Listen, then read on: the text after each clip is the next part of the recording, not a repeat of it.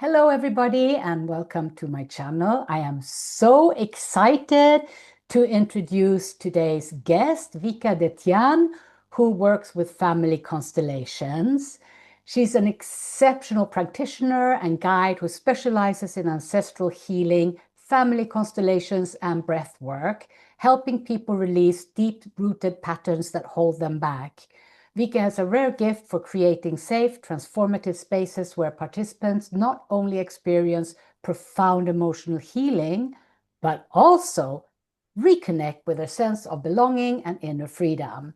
Her work combines systemic family constellations with powerful, energetic practices. And I am so excited because I work so much with the female genetic imprint that every woman is carrying. So welcome, Vika. I'm so excited to have you here today. Please tell us a little bit about your work and what you do. Yeah, hi Anna. Thank you for bringing me in. So glad to be here. You were reading, I was like, yeah, I do those things. It's so nice to hear from someone else. Um, a little bit about the work. So what I do is I work with the subconscious, and we use the tools. Also, of course, the energetic alignment. There's the archetypes. There's Reiki. Somatic movement, all of those are part of the same process. And it's actually sometimes hard to tell which modality we use, right? But it's whatever arises in the field. What I usually work in groups, although we do have sessions one-on-one.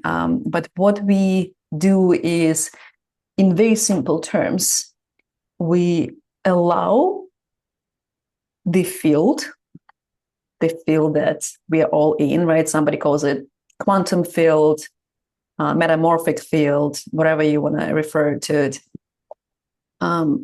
We step in it to see what are the subconscious relations in between the parts within you.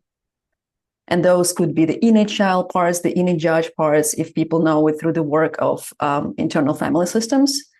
And those also include the parts that are genetically inherited. So we have patterns that are personal patterns that are within us, right? So it's usually the result of childhood trauma, the conditions you grew up in.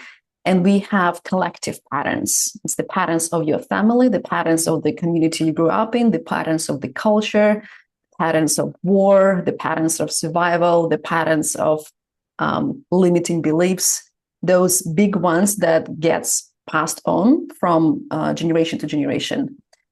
So it's hard to describe in words, but when it happens, the body resonates. And somebody may use it term resonance healing or resonance therapy is when I resonate, something in me shifts. The way we experience usually is the body breathes you. Rather than you breathe, the body breathes you. And the expansion happens. And through that expansion, some energy gets released.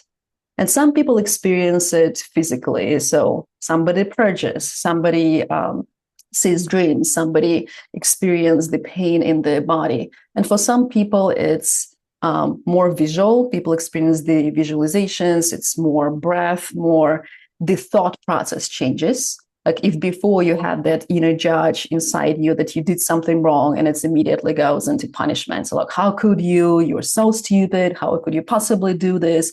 Everybody around you knew that. And when the pattern shifts, all of a sudden the voice goes, it happens. Life happens. Let's move on. Let's see what else is available. Let's look around. So from the point of nervous system, we move from the activated danger, adrenaline, sympathetic into the relaxed, everything is okay, life supports me, parasympathetic, right? So it feels internally differently, and the actions that we take in the world are also different. That's the short summary of what's going on. Okay, so if I, how would I know? I mean, how would I know that it would be a systemic family thing? How would I know that this is the road to take, or this is what I'm dealing with when I'm have something going on, because it can be really confusing. Is it something from my childhood, or is it something here or there, or what is it exactly? And I think a lot of people don't know so much about family constellation and this kind of work and what they actually carry inherently in their nervous system and bodies. Yeah, great question. Um, there's several ways to know. One of them is to experience the work and feel it, right? Do I resonate with it? Once you feel it, it's very hard to deny. It's your internal truth. So it doesn't really matter if it came from childhood or from 3 generations back. You're feeling it, you're releasing it. You probably want the healing more than you care about finding out what exactly modality is activated. Another way people know is they notice, and it usually comes with age, right? Or we get enough experience, we notice that, oh my God, I'm repeating my mom's destiny.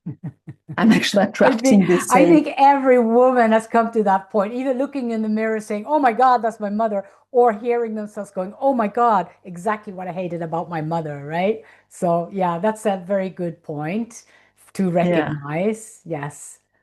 Yeah.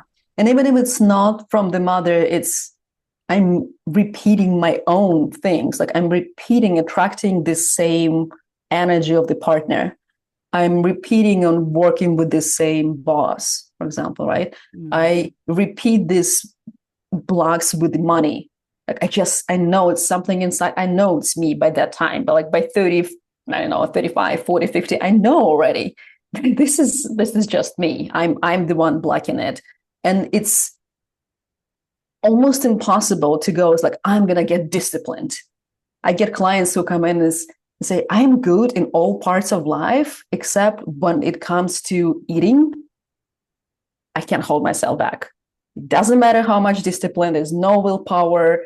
And as soon as I do, there's like this split in my personality. Then one goes, what are you doing? You're a bad person. You're doing it again. And there's another one that says, oh, do it. Just take it. As like this evil and angel, right? And the shoulders. And it just goes on and goes on. We have the same with addictions is one of the great examples. There's no willpower that will allow you to do this because allow you to quit. I mean, because you're feeling something that's missing. It's not the addiction itself that you want to heal, but it's a disconnect, that emptiness, that hole inside. Mm. And when we look at it from the field, right, we'll look at life and we try to analyze it, then we step into the field. And the thing is here, this is not analytical work. We no longer try to find out what's wrong. We're no longer looking and listening to the story. We're actually stepping in, melting the mantle, allowing the body to react, and we're listening to the body. We're not listening to the story.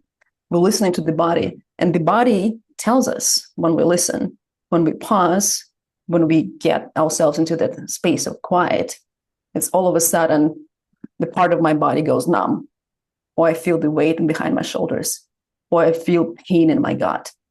And it's right away the tell, I'm like, okay, let's direct there. What's there?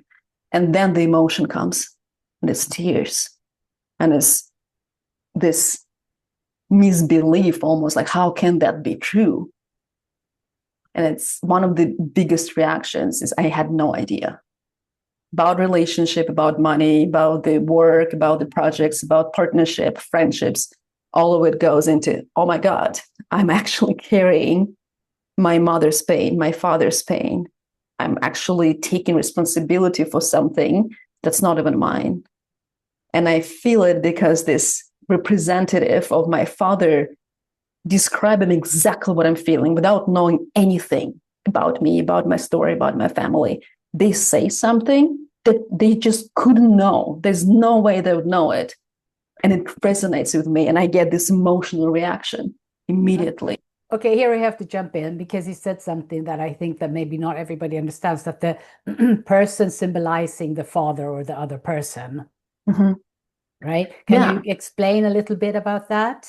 Yeah, definitely. So what we do in family constellations is we ask people who participate, the participants of the group, to step into the energy, and we call it represent. They represent the energy. And it's a very simple process, actually. Let's go a little bit back. The practice of family constellations came from the tribal practice of the Zulu tribe in South Africa. So there's a little bit of this shamanism involved, right? But the way it was introduced to the Western society, first to Germany, then to Europe, then it got to the American continents, we simply allow the body, right, to give yourself permission, the word says usually, give yourself permission to feel what you're feeling and simply describe to me. So I'm asking someone to represent my father. What I'm asking them to do is step in, or like give yourself permission and describe what you're feeling, or describe what's coming up. It's not always feeling. It could be, I see that, or I hear that. But most of the time is what emotion is coming up. What are you experiencing in your body? That's representation. Okay, so how would they know, the people who are representing, how would they know? You see, I think for a lot of people, it's like this big gulf between how would they know, because they're not that person and all of this. So just a little bit to explain to people that it's not as weird as it sounds. Yeah, it's actually pretty simple, right? What we're asking, what are you feeling? And you just listen to yourself, right? And that's why this work is not available for everyone, because not everyone can actually answer the question, how are you feeling? Like, right? Without training, because we are trained to very much value the mind. We are trained to value the thoughts. Yeah. So sometimes when I ask, how are you feeling? The answer goes, I feel like this is what I'm thinking. But it's what you wanted to mean is, I feel the pain in my gut, right? That we mentioned. It's very easy for you to say, what are you feeling, right? And there's no difference, because you are stepping into this. There's no difference. Is it mine or is it not mine? Like, you're just describing what you're feeling at this moment. That's it. So you're basically tapping into the source of all, where everything exists simultaneously together, and you're just tapping into that. And when you're not putting your own thoughts or ideas on it, it just flows into you. That's the difference between I feel or I think, right? Yeah. Yeah. Okay. Yeah, absolutely. Thank you for clarifying that. I had a client years and years and years ago, God, 25 years ago, and she said to me once, she said, I cry. I'm constantly crying. I grew up in the best home ever with the most loving parents. My life has been like a bed of roses, not the thorny ones, but very, very beautiful. And I do not understand why I am so miserable all the time. I'm constantly unhappy. At this time, this is a long time ago, I didn't know about family constellations. This came to me later while I lived in Germany, but I think that would have been what she's dealing with, right? What she was dealing with, because it wasn't connected to anything at all. So this would be such a situation where she was carrying the pain from somebody else in her family, right? Yeah, great example. That is exactly what happens. In fact, that was how I got to family constellations. Oh, tell us a bit about that. Yeah. I actually just signed the contract. I was working in the tech startup in Australia, and my family was great. I was traveling around the world. I just got the contract working for the company I was really passionate about. We were working with transformational travel. And I remember that moment when I was walking down the street of Melbourne, and I was like, I feel nothing. I should be happy. Everything is great. I wasn't even in a relationship with the partner I really adored at that time. And everything was fine. Everything was great. And I was walking and thinking, this shouldn't be this way. Something is wrong. It shouldn't be like this. Why am I not feeling anything? I literally feel numb. And a few years later, I went to Thailand and I came across a practitioner. His name is Marco. He was from Italy. And out of curiosity, I heard about constellations before. I was like, I don't care. But he was available and we did 2 hours and he did that representation, right? But instead of people, and that's, by the way, another opportunity, he actually used pillows, just regular pillows, right? That were in the room, whatever was available. He just, okay, this is your mother, this is your father, this is what I'm working with. An hour in, I'm standing there and realizing that I identify myself with the feelings of my grandfather, who I barely remembered. And then all of a sudden, I'm feeling that there is another woman in that family. And I feel his guilt. And I feel his powerlessness. And I feel all of that anger that my grandmother experienced at him. And I associate myself like, yeah, I'm angry. I'm angry at the world. And I couldn't say, what am I angry at? But when we use that representation of my grandmother, it's like, yeah, that's the anger I'm feeling. That's my subconscious belief. And then suddenly I realized, I don't respect men. I don't value men. I think they're weak. I think they're useless. And that was really expressed in relationship that I had throughout life. And all of a sudden, So that was the two sides. You've got the two sides of one story. Yeah. Right? Mm-hmm. That's interesting. Yeah. Yeah. And then, of course, there was this energy of the war. That was the biggest pull in the family. And I just started bawling on the floor. I was like, that's the darkness I'm feeling. That's the emptiness. That's the hole that I'm trying to fill. And I used what most people I think use. I used addictions. I used all kind of ways to not feel that. Yeah. Huh. Very interesting. Thank you for sharing that story with us. So if somebody would want to get into this, I mean, basically, you don't really have to know. If you feel that something is just not sinking in your, not sinking, sinking in your system, this could be a way to go. I think it's a nice way because a lot of people, they go to psychologists and they talk and talk. The problem with talking is that we talk ourselves deeper and deeper into our trauma, but without solving it. We're just making it harder and more of our reality, right?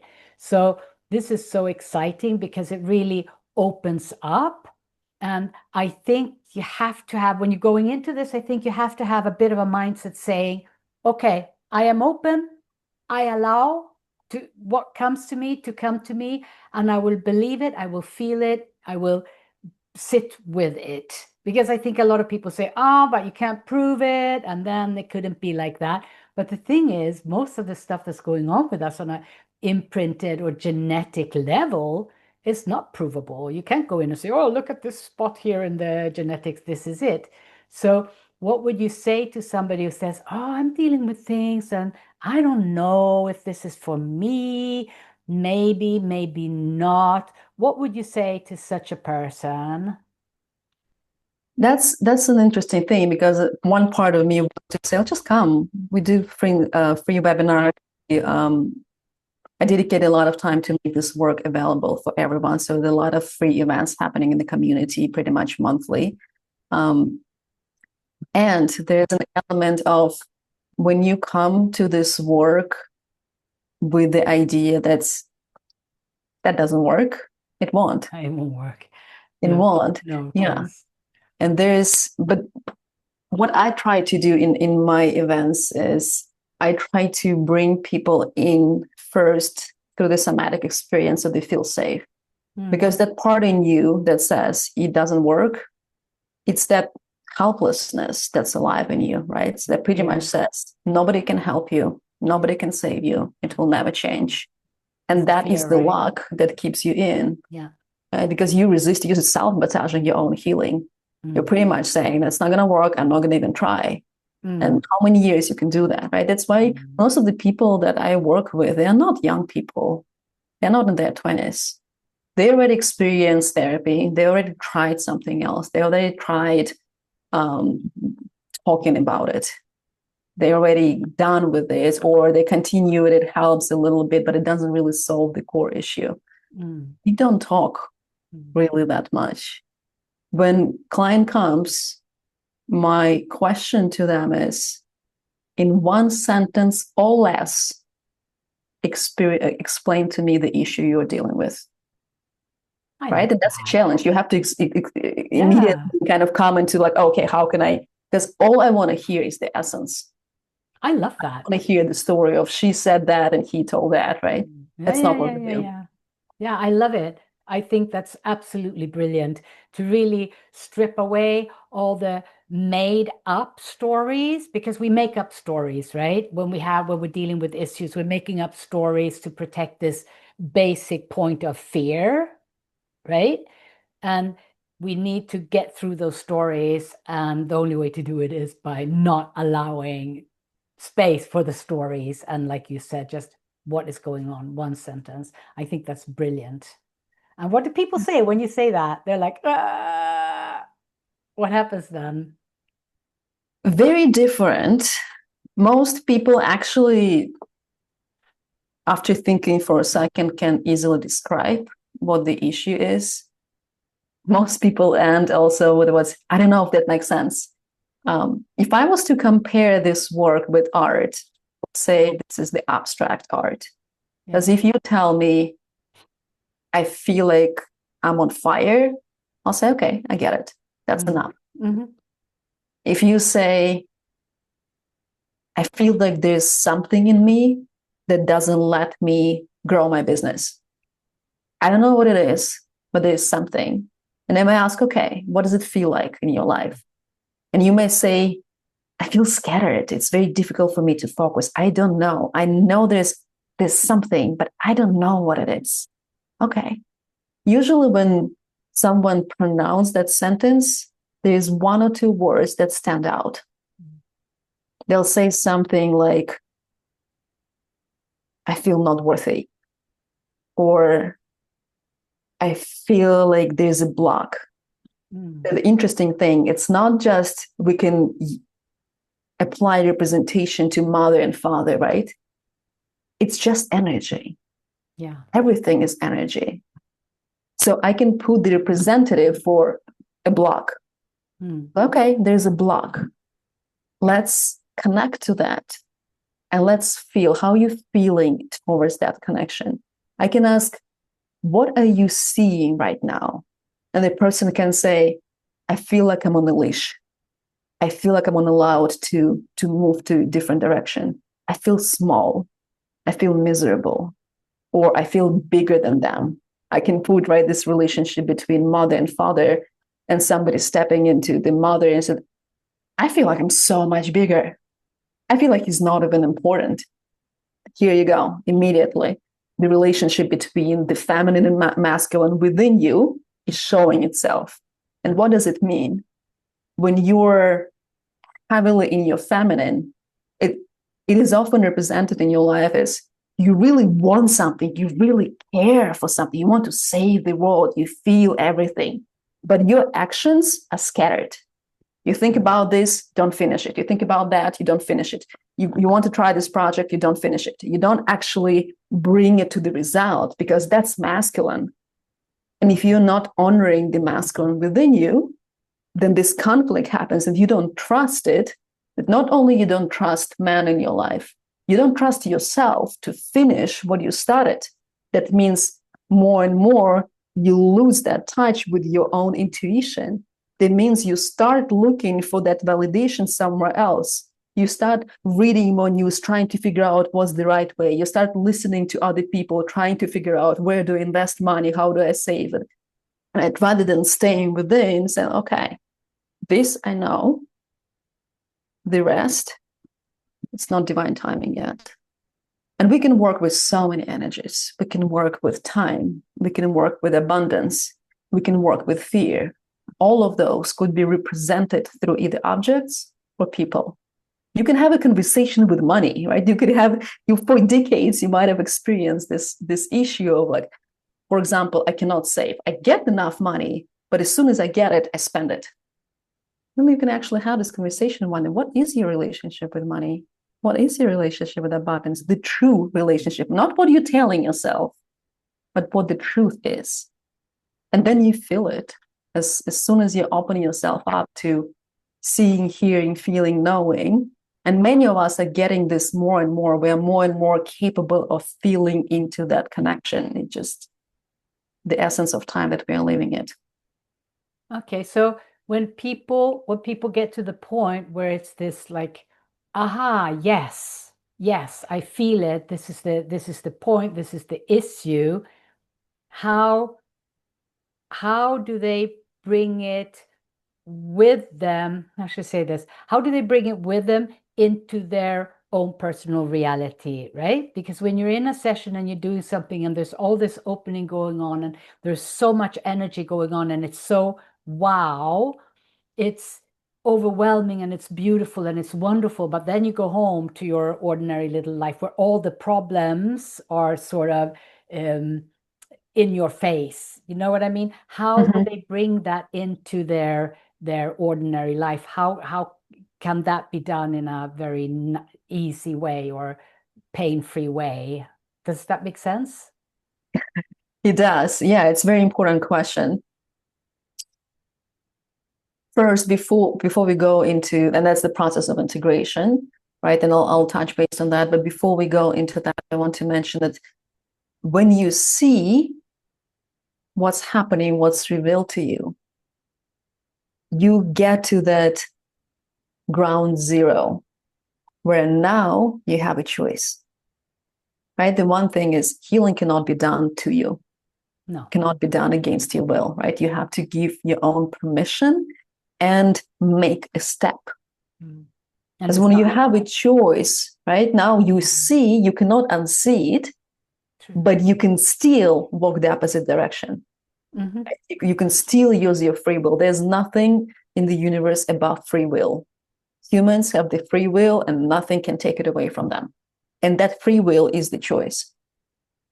And then when you're in the session, beyond that you seeing it, how do you actually heal? How do you actually untangle that? Mm.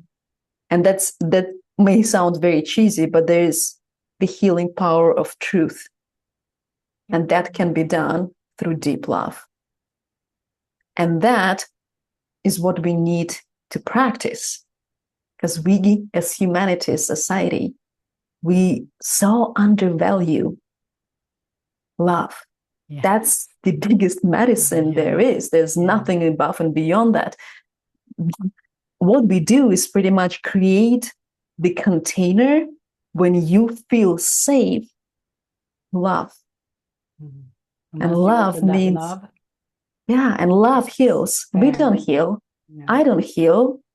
Love heals. Yes. All I do is create a container in which you feel safe. Mm-hmm. Because for so many of us, to love means to become weak, to become in danger. It is dangerous for us to love because you become vulnerable. It's painful. It's too painful to feel. We have, so many of us have this block. It's too painful to feel. And one of the biggest reasons of that is we are the descendants of people who were in war. Yeah. I don't know if there's a person in this planet right now who doesn't have ancestors who went to war.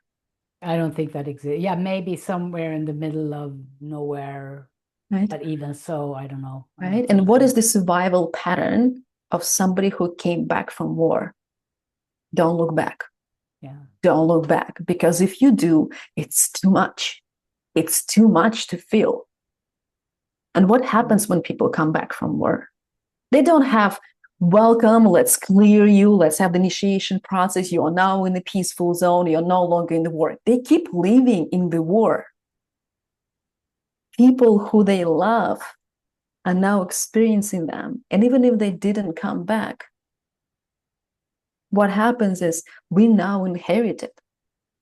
Now the sadness of your mother goes to the child.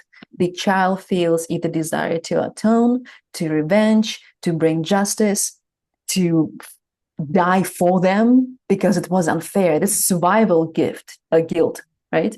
The guilt of the survivor. I'm alive and you are not. It's not fair. So what I'm going to do, I'm going to sabotage myself. I'm going to drink myself to death. Yeah, because I'm not allowed. Because I'm not allowed to live. So many of us carry that. Yeah. And on the society level, we don't do anything about. We don't even allow grief. We give grief, what, 9 days, 40 days? That's a joke. Yeah, and also I think in our society today, there are things we don't speak. We don't speak about death. We don't see death. We've cleaned it up so much that it barely exists. You're not allowed to say somebody died. They passed. Passed on. They passed where? What? So there are all these. I've been looking at that, and I've been really surprised about that. That this sensitivity around it, we start tiptoeing, and it's such a scary for taboo somehow topic it has become from a time where I think that this whole idea of saying goodbye to your dead people, right? To say goodbye to them, to honor their lives, to honor their existence, and to move forward. I think today that has also become a problem because we don't. We shut it down, we deodorize it, we put a flower on it and pretend like it never happened, right? And I think a lot of people carry that with them because we didn't say goodbye. Yeah. We didn't say goodbye. We didn't have a, I don't know how what's this called in English, at Abschluss, a stop point, right? And I think this is also something that is a lot in people. I see when I'm working with people, is the whole thing about death, that it doesn't exist. And I think this a lot comes from the war. Something so horrible, let's make it not exist. Yeah. Right? And then it goes beyond that. It's all levels of grief. Yeah. From the war, from children dying early, from losing your parents, from losing your loved ones. We are not allowing that in. We're suppressing it. We're sanitizing those emotions, and we move forward. And we are so used to like next phone, next technology, going next, new thing, just cover it up, go for shopping therapy. It's not healthy. And we are experiencing now more and more. We now have more and more depressions. Now our quality of life on the material level has increased. Our mental well-being decreased.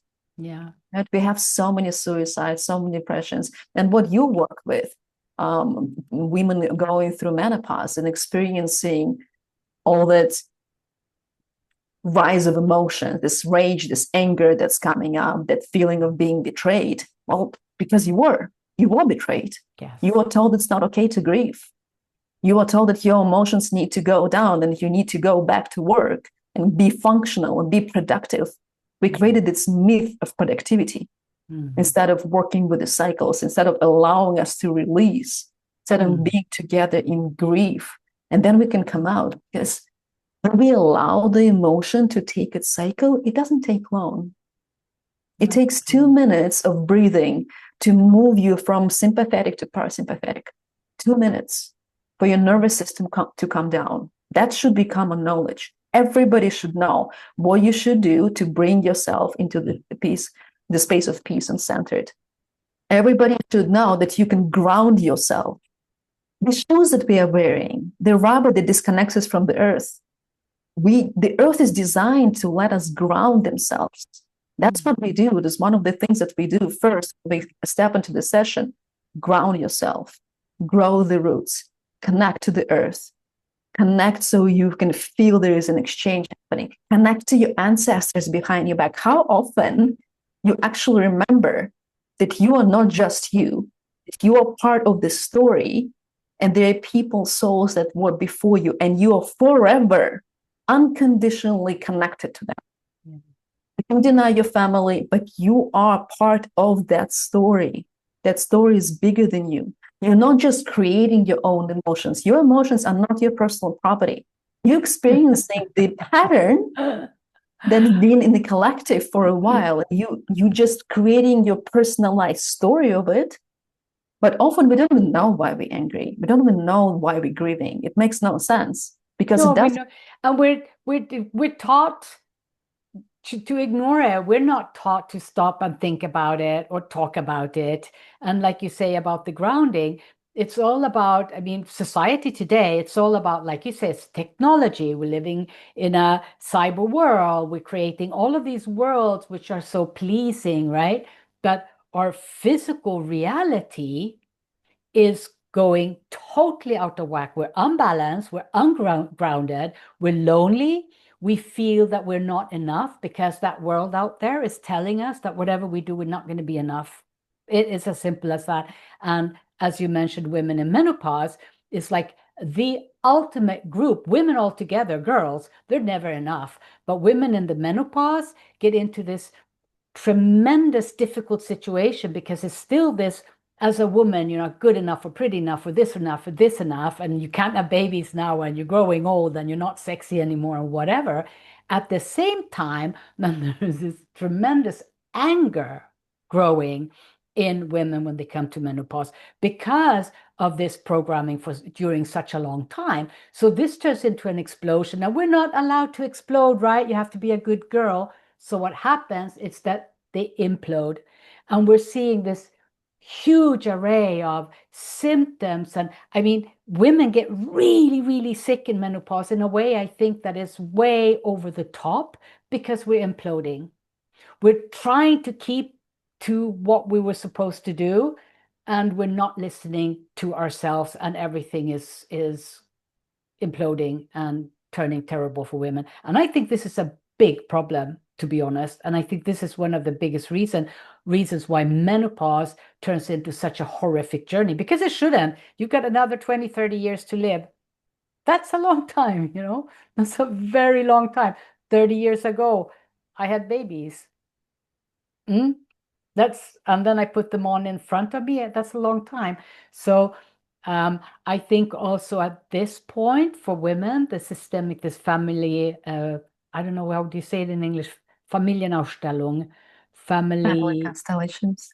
family constellations, voila, is so important because I also think another thing that happens in menopause is that we're tapping into the female genetic memory line that all women carry. It's not just the family, it's larger. It's also the female genetic line.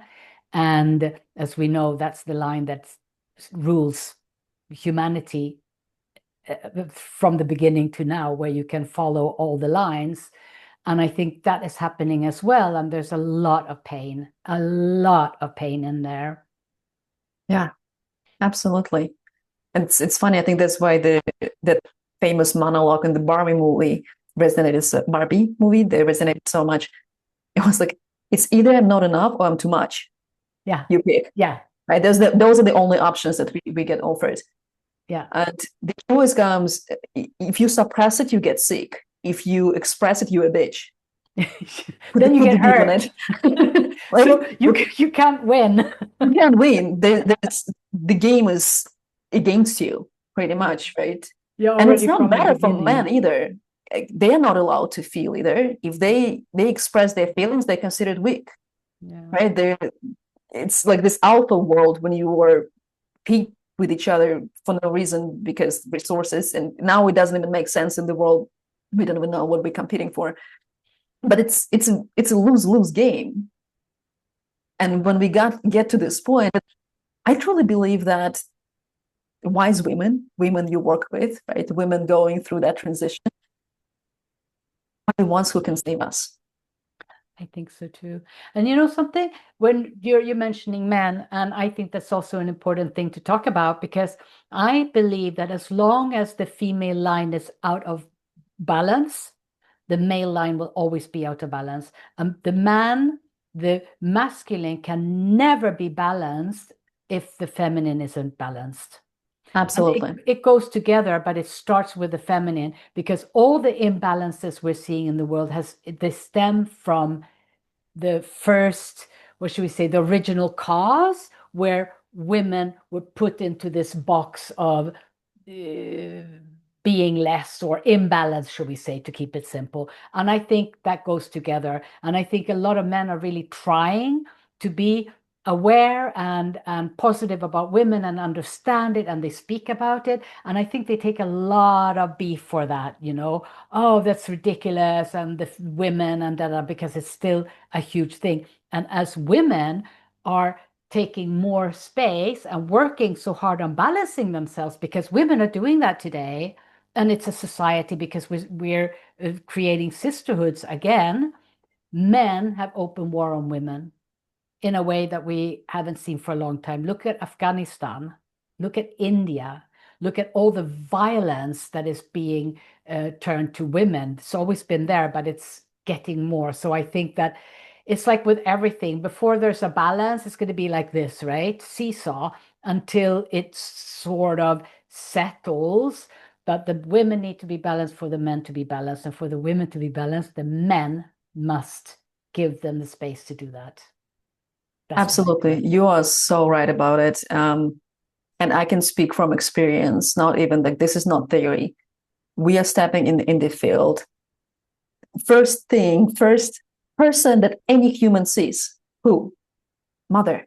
Yeah. So a woman carries that pain. What does her son experience? He's taking it on. Her suffering is his suffering. The child feels everything the mother feels. Yes. He just doesn't have a choice. It's not a point of choice at that point. Until they're sharing cells, they're sharing bodies, they're sharing everything. Yes. Until 7, 8 years old, the child is fully under the influence of emotional field of the mother, fully immersed into her. He cannot even tell, and I say he because we're talking about men, right? It's the same for the girls. The boys. The children cannot tell the difference between their emotions and the emotions of the mother. Any pain she's experiencing, any depression she's experiencing, any sadness she's experiencing, the child is experiencing with her.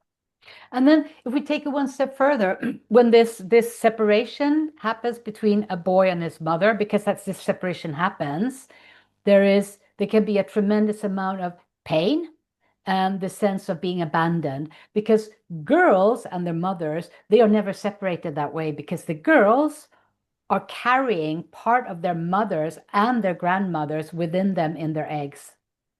So they're physically carrying the female line in their bodies, whereas boys, it's an energetic line. At one point, that physical line is sort of broken and they separate. And that could also, then it makes sense also, this tremendous anger that exists in the world towards women, and the fear towards women. Look at Afghanistan. Why do you need to hide them away? Talk about being scared of women. I mean, it's ridiculous. Oh my God. The only reason we can't kill them is because then we don't get any babies, right? Let me share something that I had no idea until I started doing this work. The pain of separation. So first, let's assume mother was there. She was physically, emotionally available, right? So that's one thing that's 99% of people don't have. 99% of women who become mothers are not emotionally available because of all the baggage. That's why it's so important to do this work, because you will pass it on to your children. But to those women who have children, it's not too late. Let me just tell you that it's not too late. It's never too late. As long as you're alive, you can keep healing. Yeah. It's important that you do. And your children who are already grown up will feel it. They will experience it. So let me just put it out there. So it's like there's a piece of hope. Whew, let's breathe out. But then there's the second part. And the second part goes for that separation, and boys and girls do it both, from a child to move from the emotional field of the mother. This is where they experience in life. This is where, is the world a safe place? That's the question that subconsciously is asked, and that the presence of the mother is showing. Is the world a safe place? If mother is safe, the world is safe, period. Yeah. Then what happens? And there are differences in ages, and then maybe different, but let's say from 5 to 8 years old, in between that period. In the healthy development, the child moves from the emotional field of the mother to the emotional field of the father.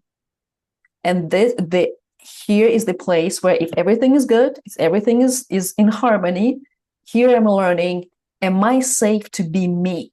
Am I safe to say yes and to say no? Am I safe to set my boundaries, to learn who I am? This is where it's happening.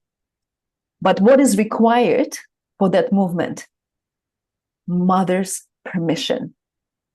If mother's relationship with the father is not secure, if she doesn't trust him, if she doesn't value him, if she doesn't want him to be in the child's life, the child is now at this point of torn apart between my loyalty. Do I stay loyal to my mom and stay in her field? Or do I betray her and move what's good for me towards the father? And it's a lose-lose. Yeah, Because of course, I'm losing of one course. of the parents either way. So that connection between mother and the father is number one thing that guarantees the healthy development of a child. How many of us grew up with a healthy connection between the parents? Right? Yeah, that's what we're talking about. That's when, and then what happens? We don't receive the father. What does it mean? Our masculine energy, regardless of what your father looks like, regardless of his present in your life, regardless if he's even alive, as long as my mom gives me permission to take, to receive, right? We're talking about subtle energies, to receive the masculine from my father. She talks good of him, she thinks good of him, she's subconsciously loyal to him, even if she has a different partner at the time. Right? But she still sees the father as the only father because he is the father, period, right? No matter what you do, there's not going to be another father. Even if it was a situation of rape, he's still the father. If I'm not allowed to take from the father, that means I'm lost in who I am. I'm confused. I don't know how to set boundaries. I feel not worthy. I feel like I'm not safe to be me. I'm starting to put on masks. Who do I need to be to receive love? And I'm trying to try different identities, and I'm putting one, putting another one. I'm starting to build the guards around me. There's a block between me and the world. I'm no longer seeing the world as a safe place. I'm seeing the world as a source of pain, struggle, injustice. I'm trying to protect myself through the weapons. I'm starting to feel that the world is not secure, that I have to get more, and people are liars. People are not open. It's all kind of mess that's happening over there. Yeah. So basically, this would be a really good place to start. If we're just, because we all carry stuff. I mean, everybody carries stuff, more or less, but everybody carries stuff. And we have genetics and we have all kinds of stuff going on. So basically, if somebody would say, okay, I just want to get into something, that would be a really good place to start, right? To not necessarily look for, okay, I don't know if I have a problem or not a problem, but say, I want to sort this whole emotional package of me in relationship to my parents. Does that make sense? A good place to start would be to identify what the issue is. Okay. Right. So if again going back to that sentence, in one sentence or less, what is the issue? Okay. And that can be very simple. You don't have to go that deep. It's like, okay, I don't feel safe. I don't feel safe. Yeah, that's perfect. I don't feel safe. Great. That's enough. That's enough. Then you can work from there. Yep, we can work from that. Just that emotion is enough. You don't have to explain why. You don't have to explain what happened. Just I don't feel safe. Sometimes people come saying, I feel like everybody abandons me. Like I feel betrayed. That's enough. Yeah. I feel that it's not okay to be me. I can speak my truth. Like I'm in a conversation and I want to speak, but I just keep holding it back. I feel like I'm being laughed at. I feel like I'm not allowed. Like I'm not allowed. Yeah, but my opinion doesn't matter. It will not change anything. Why would I? Why bother? Like that's my feeling. Right? That's enough. Okay, that's really interesting because that simplifies a lot. And I think that just grasping one straw and say, okay, it might be little, I don't feel safe, but that's enough. Start there and then move from that point. And I think that's a very good place to sort of round off our conversation because we could go on and on and on. I mean, we can talk for hours. Hours just getting into this. So we're going to round out here, and I think this was a really good place to stop. So for you, ladies and gentlemen listening to this, sit down with yourself, have a sit down with yourself and feel into what is that one line. I don't feel safe, I don't feel seen, or whatever it may be, and see what you find within yourselves, because this could also be a really, really good exercise for you to start delving deeper into who you are and moving through all of the rubbish that we are being programmed with in this day and age and get more connected to yourself. So I know that Vika, you're holding a program, you have done a lot of webinars and workshops, and you do a lot of work and you do a lot of free work. And I would suggest that you hook up with Vika. So I will put some links down below so that you can reach her if you want to know more or take part of one of her happenings, which is really, really special and always goes very deep. I know Vika says, "Oh, I'm going to keep it light and easy." She doesn't. She doesn't. She can't do that. Vika, she cannot do that. She can say, "Oh, we're going to do it lighthearted." No, no, no, no, no, no, no. Once she gets started and you're in there, she does the whole thing with you. We go deep. We go It's deep. just the way she is. She cannot not do it. So, which is really exciting if you want to get into something and really walk away with something that you can use in your life. So the links will be below. And yeah, this was such an interesting call and so nice to talk with you, of course, Vika. So anything you would like to add before we Thank you. stop? Thank you, Anna. I just want to share my gratitude for this conversation. I feel like in myself, like I have this fire going, and like, oh, I have so many things to say. Hold on, wait, I want to do the practice. There will be meditation. So, yeah, I think the number one message I want to leave with people who are watching this is trust yourself. This is not about listening to what I'm saying, what Anna is saying. And we'll give you the links to meditations and the work so you can actually experience it.